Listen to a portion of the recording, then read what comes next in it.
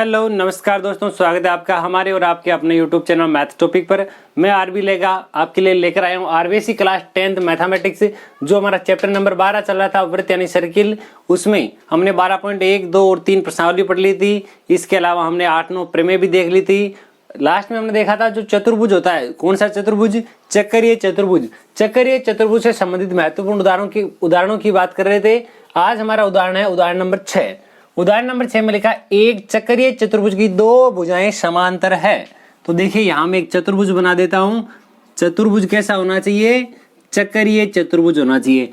चक्रीय चतुर्भुज यानी उसके जो शीर्ष है वो कहाँ स्थित होने चाहिए? परिधि पर। तो नाम दे देता हूं ए, बी, ये सी और ये वाला डी। ये एक समांतर चतुर्भुज, इसकी दो भुजाएं समांतर है। मैं मान लेता हूं ये वाली भुजा इसके समांतर है, तथा सिद्ध कीजिए कि शेष दोनों भुजाएं, ये वाली भुजा जो है इस भुजा के बराबर है, तथा इसके विकर्ण, ये वाला विकर्ण AC और ये वाला विकर्ण BD, ये भी हमारे पास में समान है। ये वाला हमारे पास इस प्रकार का एग्जाम्पल दिया गया है। तो देखिए सबसे पहले मुझे लिखना होता है कि दिया गया है। ये प्रश्न बोर्ड एग्जाम में 3 नंबरों का पूछा जाता है। तो देखिए हमें पूरा का पूरा सिस्टम से लिखना है। अगर किसी भी प्रश्न में ऐसा लिखा जाए सिद्ध कीजिए कि, तो उसका पूरा जो हल है उसमें सारा कुछ लिखना। जैसे सबसे पहले दिया गया है, क्या दिया गया है? हमें यह दिया गया था कि एक चक्रीय चतुर्भुज, कैसा चतुर्भुज है?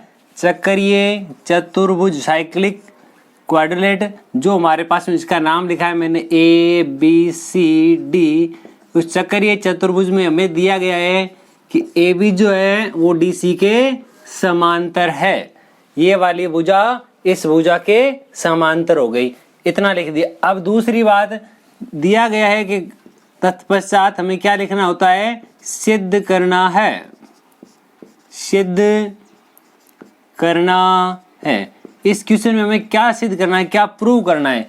सिद्ध कीजिए कि शेष भुजाएं तथा विकर्ण बराबर होते हैं। शेष भुजाएं यानी कि AD और BC, ये मुझे बताना है कि AD जो है वो बराबर है किसके? BC की। ये तो इसकी शेष भुजाएं। अब इसके विकर्ण की बात करें तो इसका विकर्ण जो AC है वह बराबर होना चाहिए विकर्ण BD के। ये वाली हमें प्रूव करना है, सिद्ध करना है। अगर सिद्ध करना है भी लिख दिया हमने, तो उसके बाद में हमें क्वेश्चन का मेन पार्ट यहाँ स्टार्ट होता है, उपपत्ति। अब देखिए उपपत्ति में क्या लिखा जाएगा? उपपत्ति में सबसे पहले तो मैं लिख सकता हूं, अगर ये लाइन इस लाइन के समांतर है, यदि दो लाइनें इस प्रकार से समांतर हो, तीसरी लाइन इसे काटती है, तो यहाँ पर बनने वाले कोण अंतराभिमुख कोण होते हैं। और अंतराभिमुख कोण जो है उन दोनों कोणों का योग 180 डिग्री होता है। तो देखिए यहाँ मैं लिख देता हूँ कि मुझे दिया गया है चूंकि AB समांतर DC, इसका मुझे यहाँ कारण लिखना पड़ता है। कोई भी चीज लिखूं तो उसका कारण है मेरे पास में कि ये जो मैंने लिखा है वो मुझे गिवन है, यानी कि दिया गया है। अगर ये दोनों लाइनें समांतर है तो कौन कौन से कोणों की बात हो रही है देखिएगा। एक तो है DAB, एंगल DAB बराबर कौन सा? ये वाला कोण हो गया। इस कोण की बात करता हूं। ये वाला कोण जो है इसका नाम क्या है? ADC बराबर है किसके? ADC के। ये मेरे पास में आ गई समीकरण नंबर 1। मुझे दिया गया है कि ABCD एक चक्रीय चतुर्भुज है। कैसा चतुर्भुज है? चक्रीय चतुर्भुज है। अगर यह एक चक्रीय चतुर्भुज है तो हमें पता है, हमने प्रूव किया है कि चक्रीय चतुर्भुज के सम्मुख कोण संपूरक होते हैं, यानी आमने सामने के जो कोण होते हैं उनका योग 180 डिग्री होता है। तो देखिए इन दोनों कोणों का योग ले लेता हूं, चाहे ये वाला ले लो, कोई दिक्कत नहीं है। कोई भी दो आमने सामने के कोण होने चाहिए। मैं A और C की बात करता हूं। A को तो मैं लिख सकता हूं कि DAB प्लस दूसरा कोण कौन सा है मेरे पास में? दूसरे वाला जो कोण है वो ये वाला है। देखिए यहां पर जो मेरे पास में कोण है उसका नाम मैं लिख सकता हूं BCD, एंगल BCD। समीकरण 1 में मैंने लिखा है कि ये वाले जो दोनों कोण हैं अंतराभिमुख कोण अंतराभिमुख कोणों का योग भी मेरे पास में 180 डिग्री आना चाहिए, और ये वाले जो कोण संपूरक होते हैं इनका योग भी हमारे पास में कितने डिग्री का आता है, 180 डिग्री का। तो हमने क्या किया है, सबसे पहले हमें लिखना होता है दिया गया है, में जो प्रश्न के अनुसार था वो हमने लिख दिया। सिद्ध करना के शेष भुजाएं समान होनी चाहिए तथा इसके विकर्ण भी समान होने चाहिए, तो मैंने लिख दिया ये भुजा बराबर है, ये विकर्ण बराबर, ये हमें सिद्ध करना है। उपपत्ति में क्या लिखा, ये वाली चीज दी गई है, अगर ये दिया गया है तो अंतराभिमुख कोण जो है उनका योग 180 डिग्री होता है, समीकरण नंबर 1। अगर ये चक्करीय चतुर्भुज है, चक्करीय चतुर्भुज के सम्मुख कोण संपूरक होते हैं, समीकरण नंबर 2। समीकरण 1 और 2 से दोनों की राइट हैंड साइड बराबर है, अगर राइट हैंड साइड बराबर हो दोनों की लेफ्ट हैंड साइड भी बराबर होनी चाहिए। तो यहां मैं लिख देता हूं समीकरण 1 तथा समीकरण 2 से, इन दोनों समीकरणों से इधर मेरे पास में लिखा गया है कोण DAB प्लस ADC बराबर कोण DAB प्लस BCD। ये देखिए ये दोनों साइड में है, इसलिए यहाँ से कट जाएगा और मेरे पास में ओनली फॉर क्या बचेगा, यहाँ पर एंगल ADC बराबर एंगल BCD। ये दोनों कोण जो है मेरे पास में बराबर आ गए, इसको मैं दे देता हूं समीकरण नंबर 3। कौन कौन से कोण बराबर आए वो देखिएगा। ये मेरे पास में जो डायग्राम है उसमें ADC, यह वाला जो कोण है ADC ऊपर वाला, ये वाला नहीं, ADC की बात हो रही है, ये वाला कोण ADC बराबर है BCD के इस वाले कोण के बराबर। दो कोण बराबर आ गए मेरे पास में। अब देखिए मैं दोनों त्रिभुज ले लेता हूं, कौन कौन से त्रिभुजों की बात हो रही है, देखिए एक तो ADC, एक तो त्रिभुज है ADC तथा दूसरा त्रिभुज है BCD। इन दोनों त्रिभुजों को मुझे सर्वांगसम सिद्ध करना है। अगर मैं इन दोनों को सर्वांगसम सिद्ध कर दूंगा तो मैं लिख सकता हूं कि इसके संगत भाग समान होते हैं और हमारे पास में जो दोनों प्रूव करने थे वो हमारे पास में आ जाएंगे। तो देखिए इन दोनों में क्या क्या समानता है। पहली चीज तो ये बराबर है मेरे पास समीकरण 3 से, दोनों कोण बराबर है। नाम लिख देता हूं एंगल ADC बराबर एंगल BCD, इसका जो रीजन है वो हमारे पास में समीकरण 3 से, फ्रॉम इक्वेशन 3, ये मैंने लिख दिया। दूसरी चीज मैंने लिखा है कि CD जो है वो बराबर है किसके, CD के, और ये वाली चीज दोनों में कॉमन है, ये दोनों में उभयनिष्ठ है, उभयनिष्ठ भुजा हो गई। तीसरी चीज ये वाली बराबर, देखिए ये वाला नंबर दे देता हूं 1, ये वाला नंबर दे देता हूं 2, कोण 1 बराबर कोण 2। अब जरा सोचिए कि 1 और 2 दोनों बराबर क्यों हैं। तो हमने क्या लिखा था, किसी चाप द्वारा एक ही वृत्तखंड में बनाए गए सभी कोण समान होते हैं। तो यहाँ पर एक वृत्त है, इसमें चाप CD है या DC है, इसके द्वारा बनाया गया कोण एक तो 1 नंबर है, एक 2 नंबर है। तो यहाँ लिख देता हूं किसी चाप द्वारा एकांतर वृत्तखंड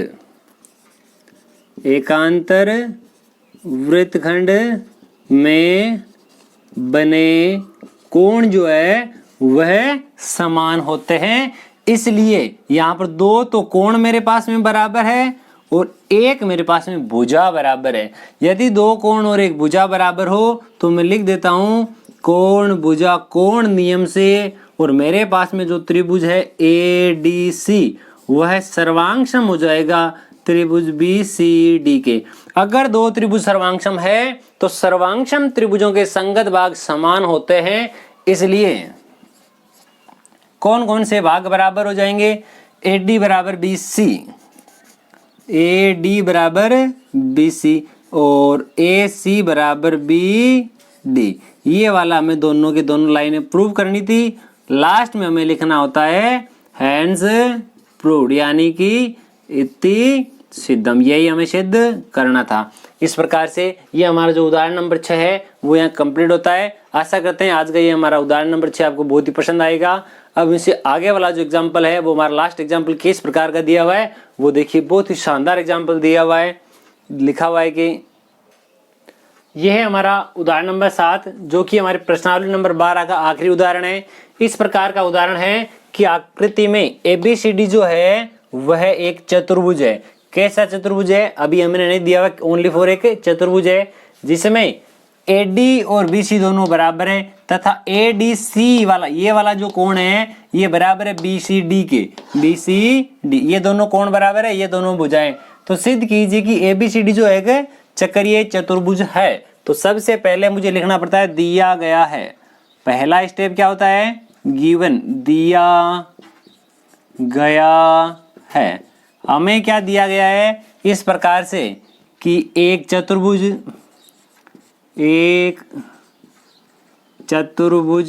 ABCD इस प्रकार है कि एक चतुर्भुज जो है ABCD इस प्रकार से है कि AD बराबर BC ये वाला हमें दिया हुआ है। इसी के अलावा और मुझे क्या दिया गया है, ADC जो है वो बराबर है कोण कौन से के, BCD के। ये दोनों कोण हमारे पास में बराबर है, ये कोण बराबर और ये वाली भुजा बराबर, ये हमें दिया गया है। तो सिद्ध क्या करना है ये भी देख लीजिए। सिद्ध हमें ये करना है कि सिद्ध करना है, सिद्ध करना है हम क्या लिखेंगे, ये लिखना है कि चतुर्भुज ABCD जो है वह एक चक्रीय चतुर्भुज है। ये क्या है, चक्रीय चतुर्भुज। या आप इसकी जगह दूसरी भाषा में लिखना चाहे तो चक्रीय चतुर्भुज की जगह ऐसा भी लिख सकते हो, इसकी विशेषता लिख दो। ये सिद्ध करना है कि कोण A प्लस कोण C बराबर 180 डिग्री। दूसरी कंडीशन यह है कि कोण B प्लस कोण D बराबर 180 डिग्री। ये वाला हमें प्रूफ करना है। इन दोनों में से कोई भी एक प्रूफ कर देना, इसी प्रकार दूसरा भी हो जाएगा। या तो ये वाला लिखना या फिर ये वाला लिखना, जो आपकी अच्छा हो वो आप लिख सकते हो। इसमें थोड़ी सी एक कंस्ट्रक्शन करनी है, एक रचना करनी है। रचना क्या लिखनी है वो देखिएगा। मेरे पास में जो D है, इस D से सामने वाली भुजा पर एक परपेंडिकुलर एक लंब डाल देता हूँ इस प्रकार से। जो C है, इस C से भी एक सामने वाली भुजा पर लंब डाल देता हूँ। यहाँ इसका नाम दे देता हूँ M, इसका नाम दे देता हूँ N। मैंने क्या किया रचना में, मैंने D से M तक एक लंब डाला। कौन सी भुजा पर, AB भुजा पर। एक काम और की, एक C से N तक एक लंब डाल दिया। कौन सी भुजा पर, AB भुजा पर। ये हमने लिख दिया। इसके बाद में जो आता है मेन राउंड, लास्ट जो है उपपत्ति, प्रूफ। प्रूफ में हमारे पास में क्या दिया हुआ है देखिए। मुझे क्या करना है कि इनको चक्रीय चतुर्भुज बताना है। चक्रीय चतुर्भुज बताने के लिए सबसे पहले मुझे क्या चाहिए होगा, ये दिया हुआ ये वाला कोण दोनों बराबर है। अगर मैंने ये वाला 90 डिग्री का रचना से लिखा है, क्या लिखा था, ये वाला इसके ऊपर 90 डिग्री का कोण बनाता है, तो ये 90 डिग्री का, ये भी 90 का, ये भी 90 का, ये भी 90 का। इधर वाला ये वाला जो कोण है ये भी 90 का और ये वाला भी 90 डिग्री का। तो देखिए मैं बात करता हूं कोण ADM की। इधर ये जो छोटे वाला कोण है इस कोण की बात करता हूं। आपको ये नहीं लिखना तो कोई बात नहीं, लिख दो नंबर 1। कोण नंबर जो 1 है वो किसके बराबर होगा, ये पूरा मेरे पास में जितना कोण था उस कोण का नाम था मेरे पास में ADC। क्या नाम था, ADC। पूरे में से ये वाला 90 डिग्री कम हो जाएगा, ये वाला मेरे पास में 90 डिग्री कम हो गया। ये मेरे पास आ गया कोण नंबर 1 का। सेम इसी प्रकार से जो मेरे पास में ये कोण नंबर 2 बनता है, क्या बचाएगा, इसी प्रकार मैं लिख सकता हूं कोण नंबर 2 जो है वो बराबर है कोण BCD माइनस 90 डिग्री। ये वाला मेरे पास समीकरण नंबर 1, ये वाला मेरे पास समीकरण नंबर 2। दोनों में मेरे पास में देखिए क्या कुछ लिखा हुआ है। मेरे पास जो कुछ भी लिखा है इन दोनों समीकरणों से मैं क्या कह सकता हूँ, मेरे पास देखिए ADC और BCD ये तो दोनों बराबर है क्योंकि मैंने लिखा था अभी, और ये 90-90 डिग्री भी बराबर है। तो मैं कह सकता हूँ दोनों की राइट हैंड साइड बराबर है। अगर दोनों की राइट हैंड साइड बराबर है तो दोनों की लेफ्ट हैंड साइड जो है वो भी बराबर होनी चाहिए। तो समीकरण 1 व समीकरण 2 से मैं कह सकता हूँ कि मेरे पास में कोण नंबर 1 और कोण नंबर 2 जो है दोनों बराबर दिए हुए हैं। इतना हमने लिख दिया। अब मुझे क्या करना है, इन दोनों छोटे वाले त्रिभुजों को, ये वाला त्रिभुज और ये वाला त्रिभुज, इन दोनों को मैं सर्वांग सम सिद्ध कर देता हूं। कौन कौन से त्रिभुज है, त्रिभुजों का नाम लिखता हूं। देखिए मेरे पास लिखा है AMD, दूसरा त्रिभुज, दूसरे का नाम है मेरे पास BNC। इन दोनों त्रिभुजों में समानता देखिए, पहले वाला तो है मेरे पास कोण नंबर 1 बराबर कोण नंबर 2, और इसका जो रीजन है वो अभी मैंने लिखा था, इसको दे देता हूं समीकरण नंबर 3। ये आया मेरे पास समीकरण 3 से पहली चीज। दूसरी चीज मैं ऐसा लिख सकता हूं कि मुझे क्या दिया गया है, ये वाला जो कोण M और वो वाला कोण N, यानी कि एंगल AMD बराबर ये वाला एंगल BNC, दोनों ही कोण हमारे पास 90-90 डिग्री के दिए हुए हैं, और रीजन है बाई कंस्ट्रक्शन रचना से। दो चीजें हो गई। तीसरी चीज कौन सी बराबर है, तीसरी चीज मुझे प्रश्न में दी गई है कि AD जो है वो बराबर है किसके, BC के, और ये हमें जो कारण है वो प्रश्न में दिया गया है कि ये दोनों बराबर है। अगर मेरे पास में 3 कंडीशन फॉलो हो रही है तो मैं लिख सकता हूं कि ये जो दोनों त्रिभुज है ये दोनों सर्वांग सम है। तो यहाँ देखिए, यहाँ लिख देता हूं मैं, यहाँ आ जाएगा मेरे पास त्रिभुज AMD जो है वो सर्वांग सम हो जाएगा त्रिभुज BNC के। अगर दो त्रिभुज सर्वांग सम है तो हमें पता है, वी नो दैट, सर्वांग सम त्रिभुजों के संगत भाग समान होते हैं बाई CPCT। तो देखिए अगर इसके ये सर्वांग सम है, संगत भाग समान होते हैं, तो मैं क्या कह सकता हूं, इसका कौन सा भाग, मुझे क्या प्रूव करना है वो भी देख लीजिए। अगर इसके संगत भाग समान होते तो मैं केवल और केवल यहां से ऐसा लिख देता हूं कि एंगल A बराबर है मेरे पास में किसके, एंगल B के। अगर एंगल A और एंगल B जो है ये बराबर आ गए, एक ऐसा चतुर्भुज जिसके ये वाले दोनों कोण समान आ गए, इसको मैं दे देता हूं नंबर 4। आप ऐसा भी कह सकते हो, इसी प्रकार C और D भी बराबर आए, क्योंकि ये हमारे पास पहले जैसे दिया हुआ है, ये हमारे पास दिया गया। देखिए ये भी लिख देता हूं, चाहे ये मेरे पास D और ये मेरे पास में C, ये तो मुझे दिया गया था और ये मैंने प्रूफ कर दिया। अब देखिए मुझे पता है कोई भी अगर चतुर्भुज है, चतुर्भुज के चारों कोणों का योग कितने डिग्री होता है, चारों कोणों का योग होता है 360 डिग्री। तो देखिए तो मैं यहां से ऐसा लिख देता हूं, चूंकि कोण A प्लस कोण B प्लस कोण C प्लस कोण D, चारों कोणों का योग जो है वो मेरे पास में 360 डिग्री आया है। अब देखिए इन दोनों में से आप कौन सी वैल्यू प्रूव करना चाहते हैं। यदि A और C के बराबर 180 लेकर आना चाहते हैं तब तो यहाँ लिखो A, B को एक बार छोड़ो और यहाँ लिखो C। B और D नहीं चाहिए, मुझे A और C चाहिए। तो देखिए मैं इस B की जगह क्या लिख सकता हूँ, एंगल A, D की जगह क्या लिख सकता हूँ, एंगल C बराबर 360 डिग्री। यहाँ पर मेरे पास देखिए कोण A जो है वो दो बार कोण A प्लस 2 बार B मेरे पास में कोण C बराबर 360 डिग्री। दोनों में 2 है, 2 में कॉमन ले लेता हूँ, 2 कॉमन लेने के बाद में मेरे पास अंदर बचेगा angle A plus angle C बराबर 360 डिग्री। अब देखिए ये 2 यहाँ पर गुणा में इधर आएगा तो मेरे पास भाग में आ जाएगा, बराबर आ गया 180 डिग्री। A और C का योग 180 आ गया। इसी प्रकार मैं क्या कह सकता हूँ, B और D का योगफल भी कितना आएगा, इसी प्रकार सिमिलरली यानी इसी प्रकार angle B plus angle D जो है उनका योग भी 180 डिग्री आ गया। और लास्ट में मैं क्या लिख सकता हूं, अतः ABCD जो है वह एक चक्रीय चतुर्भुज है। कैसा चतुर्भुज है, एक साइक्लिक सर्किल है। इस साइक्लिक क्वाड्रिलेटरल हमारे पास में दिया गया और लास्ट में लिख देता हूं हैंस प्रूव्ड इति सिद्धम, यही हमें सिद्ध करना था। इस प्रकार इसी उदाहरण के साथ हमारी जो प्रश्नावली नंबर 12 चल रही थी उस प्रश्नावली नंबर 12 के हमारे सारे उदाहरण कंप्लीट होते हैं। अब हम आने वाली वीडियो में प्रश्नावली 12.4 की बात करेंगे और उसके बाद में हम बात करेंगे विविध प्रश्नावली की। तो वीडियो को शुरू से लेकर अंत तक देखने के लिए आपका बहुत बहुत धन्यवाद। बने रहिए हमारे साथ, यूं ही मिलते हैं इसी प्रकार के एक शानदार और ज्ञानदार वीडियो के साथ। तब तक के लिए जय हिंद, जय भारत, वंदे मातरम।